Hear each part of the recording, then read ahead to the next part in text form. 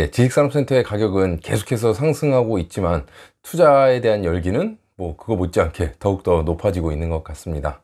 제가 얼마 전 영상에서 지식산업센터의 가격이 상승하는 이유에 대해서 안내를 해드렸었는데요.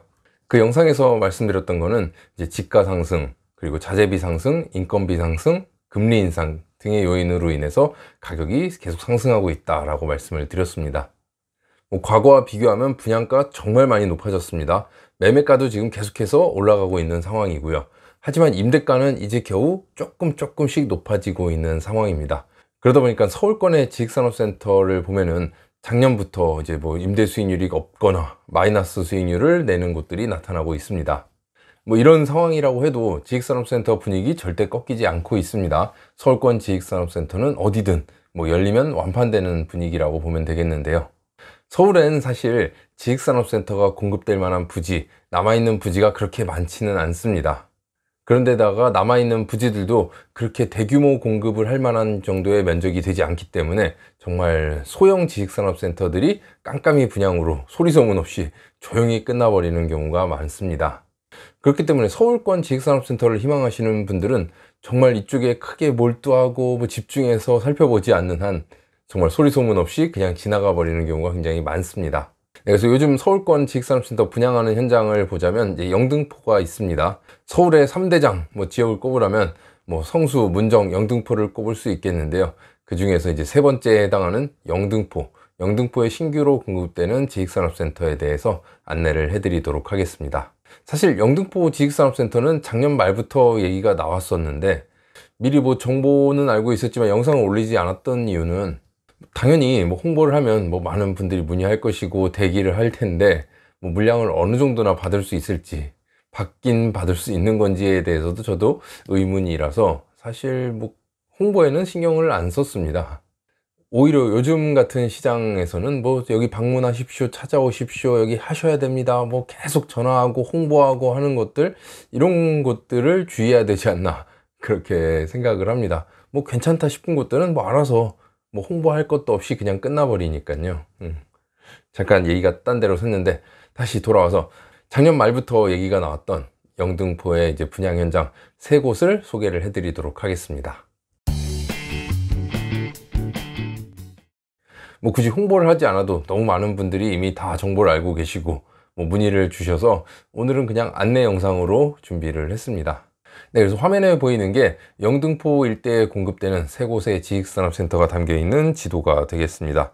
지하철로는 5호선 양평역이 있고요. 오른쪽으로는 영등포구청역이 있습니다. 영등포구청역은 5호선과 2호선을 이용할 수가 있겠고요.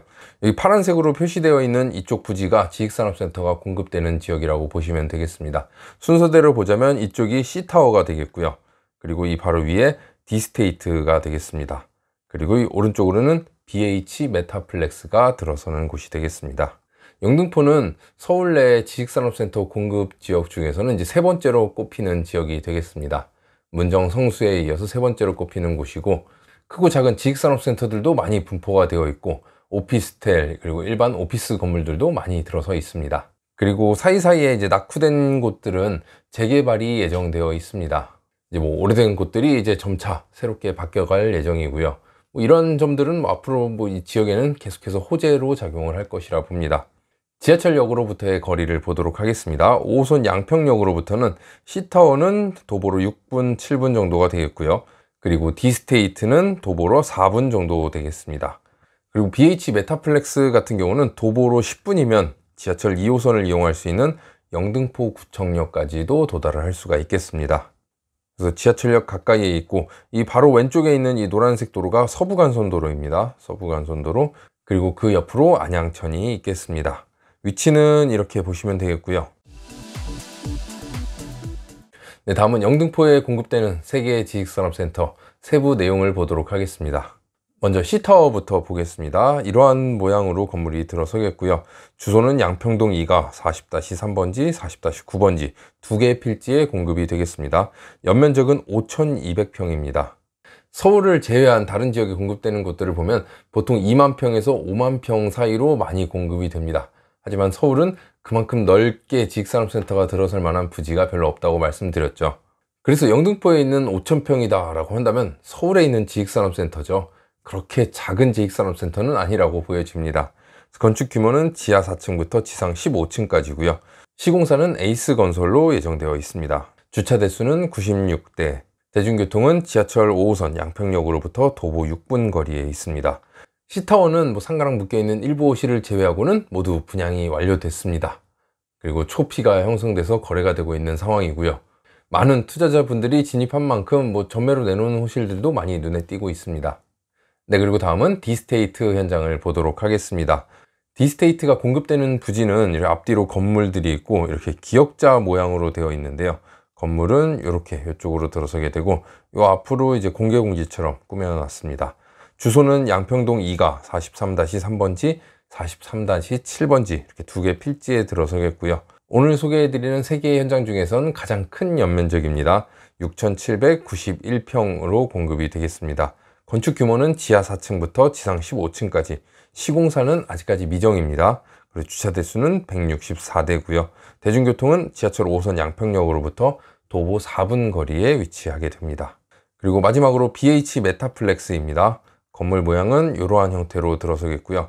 양평동 1가 218번지에 공급이 되겠습니다. 연면적은 5,243평, 건축 규모는 지하 4층부터 지상 11층까지 건축이 되겠습니다. 시공사는 오렌지 엔지니어링이라는 곳이고요. 주차 대수는 130대. BH 메타플렉스의 대중교통은 더블 벽세권이죠. 5호선 양평역으로부터는 도보 4분, 그리고 지하철 2호선 영등포 구청역으로부터는 도보 10분 거리가 되겠습니다. 영등포 지식산업센터들, 시립주 법인한테만 입주양서를 받겠다, 재무제표 3년간을 제출해야 된다, 상가랑 묶어서 하겠다, 이런 조건들을 내걸긴 했지만 그래도 어마어마한 양의 입주양서가 접수되었습니다. 그래서 말씀드린 것처럼 굳이 홍보하지 않아도 사람들이 줄 서 있는 곳이라고 생각을 하시면 되겠고요. 분양가 당연히 높죠. 아마 평당가로는 2,100부터 2,300까지 나올 것으로 예상하고 있습니다. 네, 그래서 영등포에 공급되는 3개의 지식산업센터죠. C타워, D스테이트, BH 메타플렉스까지 3개의 현장에 대해서 간략하게 설명을 해드렸고요. 영등포의 지식산업센터에 대해서 간략하게 정리를 한번 더 해드리도록 하겠습니다. 먼저 분양받기가 굉장히 힘듭니다. 앞에서 설명 보셨다시피 연면적이 다 5,000평 내지 6,000평입니다.